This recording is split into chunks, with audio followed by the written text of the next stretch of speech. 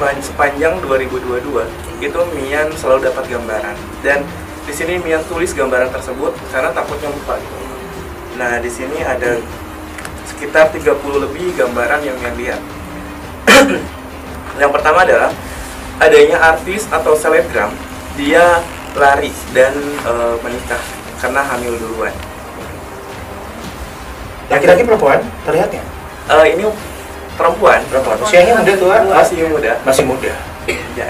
Terus yang kedua adalah adanya selebriti yang kena narkoba. Yang pertama dia boy band. Yang kedua itu dia gitaris. Yang ketiga ini dia komedian. Yang komedian ini jelas banget. Gak terlalu tinggi. Badannya sekitar 165 lah. Semua laki-laki ya? Iya. Terus yang ketiga adalah di sini Mia lihat prostitusi semakin meningkat. Ada kaum artis yang menyewa-nyewakan, contoh kayak selebgram untuk di booking, sila kasarnya gitu, kepada pengusaha-pengusaha, terus juga orang-orang penting lah gitu, untuk memuas nafsunya. Dan itu terlihat dari rekaman CCTV, dan itu terjadi ketahuan sama anggota polisi. Yang keempat itu adalah ada kontroversi artis yang masalahnya tuh nggak kunjung selesai, tapi di sini dia tuh terus aja pansos, tapi akhirnya dia masuk penjara juga. Selain itu juga banyak banget sih, ada artis yang bakalan bercerai karena mungkin tidak memiliki keturunan sampai sekarang. Itu perceraiannya terjadi di tahun 2023. Ada juga artis yang istrinya hamil, tapi dia melakukan bersetubuh dengan wanita lain. Inisialnya S. Ini lebih tragis lagi. Ada anggota keluarga artis, dia dibunuh secara tragis. Dan ini hanya karena dendam. Ini kalangan artis loh, dibunuh secara tragis. Keluarga kalangan artis, iya, dibunuh karena dendam. Dan ini lumayan viral juga sih. Akan viral nanti. Iya. Yang pertama adalah kasus yang sekarang terjadi itu terungkap dan semuanya diupdate. Jika semuanya sudah terlibat, lebih baik diupdate. Jangan sampai ada satu yang tertinggal, karena nggak bakal ada yang selesai. Ini selesainya di pertengahan tahun, karena semakin banyak kasus-kasus yang terjadi dan secara bukti itu banyak pihak-pihak yang mencampur, menutupi kesalahan, membodohi masyarakat dari mulai mata, pikiran, dan hatinya sampai di mana udah nggak benar lagi. Lebih baik upgrade semua, datakan yang baru. Ya, jelas. Ini lebih tragis lagi. Ada anggota keluarga artis, dia dibunuh secara tragis. Dan ini hanya karena dendam. Ini kalangan artis loh, dibunuh secara.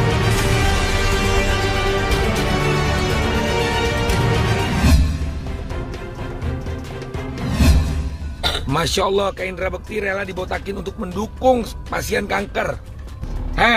Netizen yang mulutnya suka nyinyir, lo lihat tuh, ya.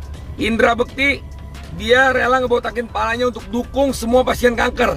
Gua pasien kanker, makanya sekarang gua bela insya Allah Kak Indra Bekti. Orang lagi berduka, istrinya lo nyinyirin. Kalau dia minta sumbangan kenapa? Gua juga pengemis, ya. Lebih baik ngemis daripada korupsi, paham lo? Jadi bismillah, stop nyinyir ya. Mendingan istighfar ya. Orang lagi berduka, orang lagi ada musibah, sedih, lo nyinyirin. Kalau mau nyumbang silakan, nggak nyumbang juga silakan. Lo nggak bisa nyumbang harta, lo sumbang doa. Lo nggak bisa sumbang doa, lo diam.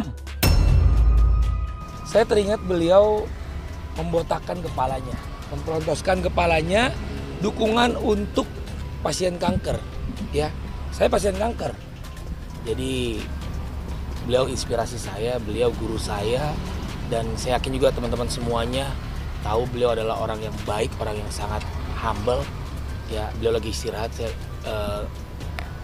belum bisa nemuin juga karena pasti kan butuh bed rest ya. Dan alhamdulillah insya Allah nih saya bawa gitar, mau saya lelang. Kenapa saya lakukan ini? Karena kita harus nyimak dong, harus peka dong. Kak Dila ngomong, dia butuh biaya untuk rumah sakit. Ya udah jelas kan apa yang disampaikan. Ya udah saya jual gitar saya. Nah, sama ini nih. Ini jam dari Dewi Persik saya lelang juga nih. Iya. Saya buka harga ini 100 juta dari Dewi Persik ini. Kenangannya sangat indah dari mantan istri saya. Kak Dila ngomong dia butuh bantuan. Ya itu benar-benar, ya kita harus peka dong, benar-benar lagi kepepet gitu loh. Ya, masa tega sih yang nyinyir-nyinyir ya, terutama nih ya. Kalian tega sih, orang lagi sakit, keluarganya lagi dapat duka ujian, kalian nyinyirin. Ya, jadi udah daripada banyak nyinyir, lebih baik bismillah, kita action nih, saya action nih. Dan kalau bisa nggak bisa nyumbang materi, lebih baik diam. Ya, nyumbang doa, nggak bisa nyumbang doa juga, lebih baik diam. Kayak gitu aja. Mungkin kalau Kak Dila nggak nyampaikan ya permintaan pertolongan untuk biaya rumah sakit, saya nggak akan begini. Dan beliau udah nyampein permintaan pertolongan, masa kita nggak nolongin sih? Kak Dila juga minta bantuan seikhlasnya loh, nggak pernah ngomong nominalnya. Itu pun ya mau bantu silakan, nggak bantu silakan. Saya ini begini supaya nggak blunder. Kasihan orang lagi sakit ya, dan Kak Indra kan tulang punggung keluarga. Begitu dia sakit, nggak ada pemasukan. Ya kita nggak tahu keadaan ekonominya gimana. Tapi dengan Kak Dila ngomong, ya berarti kita tahu keadaan ekonominya. Ya kalau ada, ya nggak mungkin dia ngomong begitu. Logika aja, apa yang kita harus nyinyirin sih? Yuk kita coba berpikir positif. Karena bagaimanapun juga, kalau kita di posisi tersebut, coba bayangin deh, jangan apapun yang kita lakukan selalu ada sisi negatifnya. Ayo kita coba berpikir positif. Yang pertama kan goalsnya adalah ini supaya Kak Indra ini cepat sembuh. Jadi jangan berpikir yang macam-macam gitu. Kalau kalian udah angle-nya udah negatif, pasti selalu ada yang salah. Tapi ini buat kesembuhan, ini buat kebaikan, nggak ada yang salah. Apa yang buat saya? Selama buat kebaikan, ya kan? Ini buat Ya Tuhan kan selalu mengajar kita, ayo berbuat baik. Ayo mudahkan urusan orang lain. Suatu saat kita akan dimudahkan urusan kita. Dan saya percaya itu. Kalau sesuatu tuh lihat dulu problematikanya. Jangan baru lihat sedikit langsung komen. Nah, ayo belajar lebih cerdas lagi dalam bersosial media. Ketika ada orang sakit, ada orang perlu dibantu, kita harus berempati. Gitu. Jadi saya yakin kalau kita punya pola pikir seperti itu, kita akan menjadi bangsa yang maju. Kak, sudah dapat broadcast untuk donasi atau kalian? Kebetulan sih saya belum ya, tapi yang pasti kami sudah berinisiatif, mungkin masing-masing lebih ke individual. Jadi ya itu lebih ke arah pribadi sih. Banyak yang ngebandingkan sama Dira Data, kan anaknya juga sakit, dia sih ada artis juga sampai jual barang, banyak yang ngebandingin, kalau nggak kayak si bisa gitu yang sekarang gini, kita nggak bisa ngebandingin individu satu dan individu yang lain. Saya yakin anak kembar pun akan lahir ada perbedaan. Iya. Dan kita sekarang membedakan antara A atau B, itu nggak fair buat saya. Kita nggak bisa membandingkan apple to apple gitu kan. Ayolah kita berpikir positif. Ini buat apa? Buat kesembuhan. Kebayang nggak kalau posisi itu ada di diri kalian masing-masing? Indra Bekti sebagai kepala keluarga, punya anak, punya istri, kalian masih mau nyinyir? Ayo cerdas sedikit lah. Ayo berpikir positif. Gitu. Selalu ada pro kontra kalau kata saya gitu. Kita kalau sama teman-teman kita semua teman-teman tuh udah nggak usah masuk ke ranah situ. Itu bukan ranah kita. Kita ranahnya hanya Indra Bekti aja. Biarlah keluarganya. Jadi memang kalau untuk urusan itu kita sahabat-sahabat fokus ke bektinya aja gitu. Iya. Kita fokus ke bekti. Kalau urusan itu kita kembalikan ke keluarganya aja Ya, gitu, Mas. gitu, Gimana Mas. baiknya keluarganya gitu. Kalau kita di luar- sini, di luar. kalau kita sebagai sahabatnya pokoknya hanya doain buat Mas Bekti supaya Mas Bekti bisa kembali recovery ya. Kalau saya tahu karena kalau kejadian kayak begini recovery-nya butuh waktu. Apalagi dia habis operasi. Lalu tensi juga kadang turun naik gitu ya Mas, ya nggak boleh banyak berpikir, kalau dia tuh nggak boleh stres gitu. Nah makanya persoalan penggalangan dana ini kita kembalikan ke keluarganya ya. Kalau ini memang hanya mereka lah yang yang berhak untuk memutuskan seperti apa. Kalau kita sahabat-sahabatnya, teman-temannya ini hanya Tim hore lah. bukan tim hore, tapi lebih kepada mendoakan Mas Bekti aja, baiknya gimana gitu. Indra Bekti itu apa ya, buat saya bukan cuma sekedar partner kerja. Indra Bekti itu adalah kakak saya gitu. Saya nggak punya kakak, tapi Kak Bekti itu positive vibes gitu. Ketika saya banyak pekerjaan, pikiran segala macam, itu sosok Indra Bekti yang bisa menenangkan.